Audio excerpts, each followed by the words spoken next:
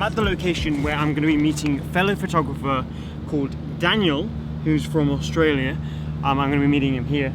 Now, I want to talk about in today's video one of the difficulties about shooting photos and videos here in the United Arab Emirates, and kind of how you can go about it and not get in trouble. Okay, so when you're shooting in Dubai and the United Arab Emirates, one of the things you really have to consider is people. Now, in London or throughout Europe, it's widely accepted, not in all places like Germany, for example, you're not allowed to shoot in the public, but it's widely accepted to record or photograph in public. Here in Dubai, well, in the United Arab Emirates, it's not. So if you take any photos or videos of other people and they see that, or if the government sees that, you can get prosecuted, potentially even go to prison. So is it worth going out and doing it? No. So for me personally, I like to come out in sunrise, and it's probably the only time you can come out, or middle of the night, where you're not going to get people in your frame and you're not going to get any potential problems down the line.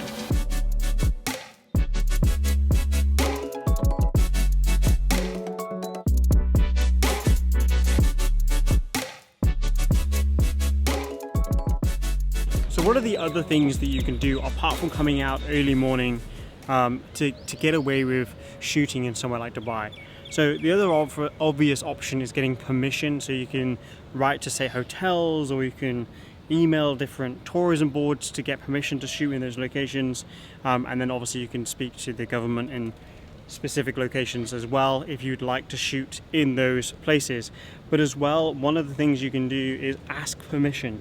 So if you see a shot of somebody that's local, or an area that you like, and there's somebody in frame that you want them in, you can go and ask them and be like, hey, look, I really like this photo, I'm a photographer, explain who you are, and go down that route, which I have done in the past. Now, being that Dubai is a tourist destination, it's somewhere that is inherently for tourists, it's full of activities and attractions for tourists to come and visit and photograph.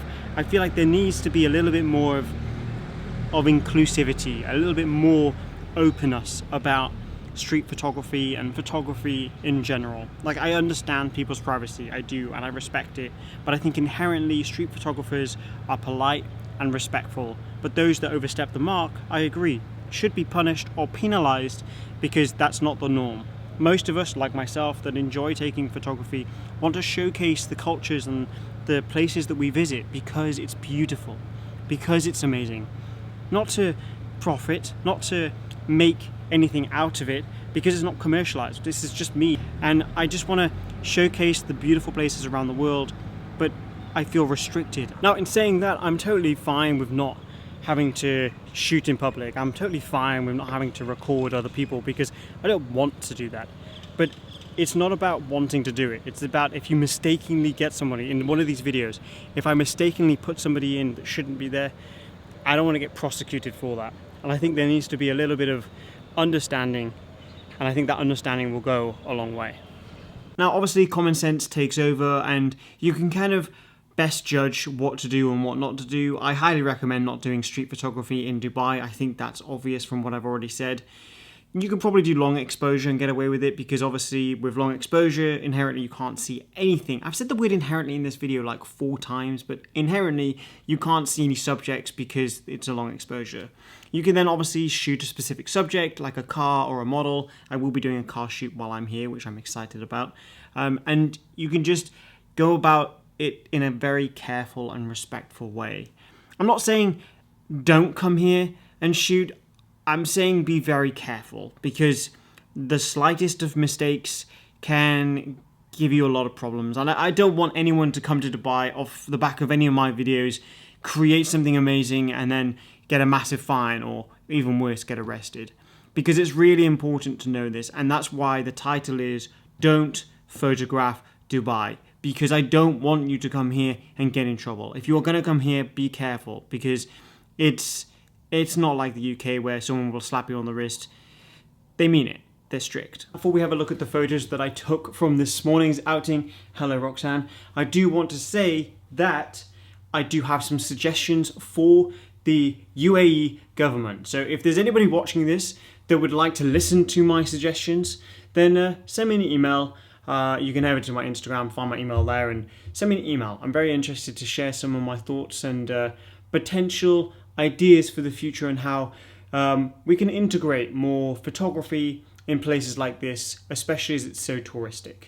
Now, some of the photos that I did take turned out pretty sick. I think they're amazing. You can see them on the screen, and I might post some stuff over on Instagram as well. We're going to have a look at the hashtag OpticalWander, as we do after every single video. If you want to get featured on this channel, that's the best way to do it. You can use it over on Instagram. You put it in your caption, hashtag OpticalWander, and I get to see it. And also, at the same time, you inspire other people with your work and inspire me. Now, before I do look at the hashtag, I just want to say that is why I posted less since being in Dubai, is that I don't want to post something that I later on regret. So I'm just taking my time with the videos, and I hope you understand that. The next location that I'm going to after this is similar to here. So this kind of schedule every other day will probably be what it'll be for the next 7 to 8 days, depending on the schedule. Okay, the hashtag is up to 521,000 posts.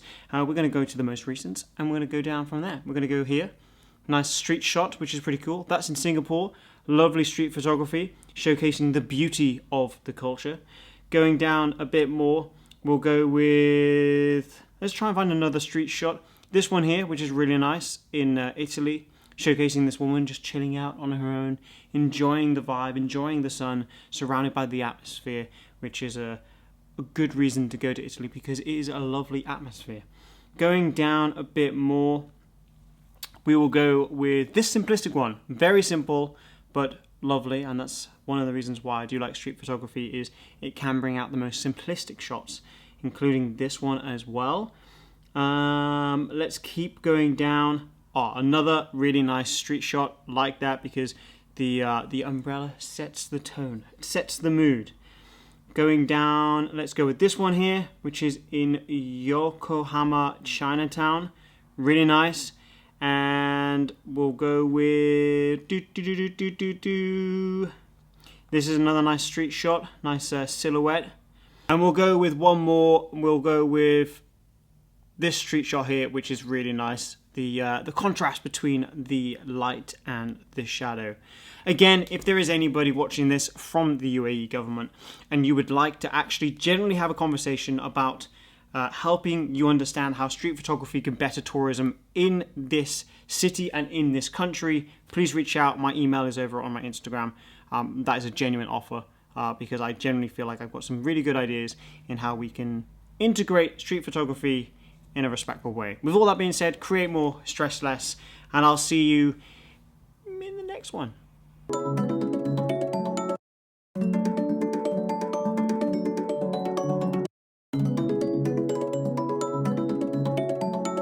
I mean, if you made it this far, Dubai is actually quite nice. You should come.